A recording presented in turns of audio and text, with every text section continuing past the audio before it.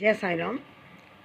श्री साईं ज्ञानेश्वरी के चौथे अध्याय भगवत शक्ति में आपने पीछे सुना कि महालसापति ने साईं बाबा को खंडवा मंदिर में आने के लिए मना किया और ये कहा कि तुम शक्ल सूरत से मुसलमान लगते हो, इसलिए यहाँ मत आओ। ये वार्तालाप आप सुन रहे थे। उससे आगे श्री साईं ने कहा, जिस ईश्वर को मुसलमान अल्लाह इलाही कहते हैं, उसे ईश्वर को हिंदू शेष शाही अनंत या अशेष कहते हैं। तुम उसे ईश्वर को खंडोवा के रूप में जानते हो।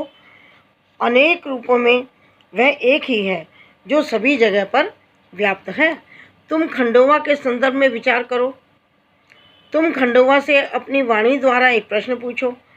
उन्होंने चरवाहा गडरिया जाति के बाणु नामक कन्या के साथ शादी क्यों की? इस पर यदि तुम सघनता से विचार करोगे तो तुम्हें इसका सार तत्व प्राप्त होगा। मूलतः जो सार तत्व है वह यही है कि जो ज्ञानी पुरुष होते हैं वे किसी तरह के भेदभाव को महत्व नहीं देते। वह धरती पर जहाँ कहीं भी मंदिर है या मस्जिद है, सज्जन लोग उसमें से किसी का भी तिरस्कार नहीं करते। वे दोनों पूज्य स्थलों पर समान रूप से आदर करते हैं। श्री साईं ने महालसापति से कहा, मैं दूर से ही देव दर्शन कर लेता हूँ। तुम्हारे पंथ के विधान के अनुसार मेरा प्रवेश वर्जित है, अतः तुम्हारे पंथ के विधान का आदर करते हुए मैं मंदिर के भीतर आने की हरकत नहीं करूँगा। तुम्हारे पुराणों में एक कथा है। चोखा महार नाम का एक व्यक्ति पंडरीनाथ को अति प्रिय था। चोखा महार नाम का एक व्यक्ति पंडरीनाथ को बहुत प्रिय था। महार नीच जाति है, परंतु चोखा महार अपने सुकृत्यों और सद्गुणों के कारण पंडरीनाथ ईश्वर के द्वार तक पहुँचने में सफल हो गया था। जिसका अंतर शुद्ध है वह नीच जाति का होकर भी पवित्र है और पावन है। श्री साईं के ऐसे वचन सुनकर महालसापति का हृदय असीम आनंद से भर गया। श्री साईं के चरणों में सादर नमन करके उन्होंने कहा, यह मेरे पुण्य कर्मों का योग है कि मेरी मुलाकात आप जैसे ज्ञान मूर्ति से हुई।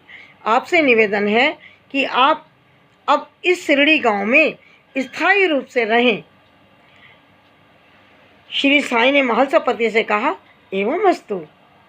इसके बाद श्री साईं ने महालसापति के साथ शिरडी गांव में प्रवेश किया।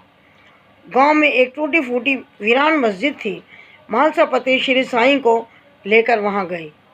श्री साईं ने इसी मस्जिद में अपना आसन जमा लिया। गंगा गिर और श्री साईं का संवाद। एक दिन श्री साईं कुएं से पानी निकाल रहे थे। उस समय गंगा गिर नामक एक ज्ञानी संत की नज़र उन पर पड़ी। गंगा गिर पारखी थे।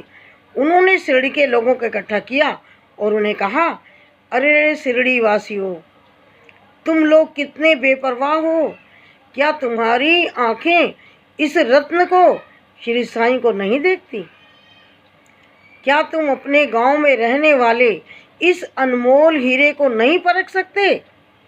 तुम लोग कितने पागल हो। झूठे साधुओं के चक्कर में तो तुम जंगल जंगल भटकते फिरते हो और सच्चे साधु को न पहचान कर उसे उपेक्षित कर देते हो। गंगागिर ने आगे कहा, तुम्हारे सामने जलेबी और करंजिया जैसे स्वादिष्ट मिष्ठान रखे हुए हैं, उन्हें क्यों नहीं चखते? उन्हें खाकर तृप्त क्यों नहीं होते? इन पदार्थों के सुलभ होने के बावजूद तुम सूखी रोटी के लिए धर धर भिक्षा क्यों मांगते हो? जय साईं राम।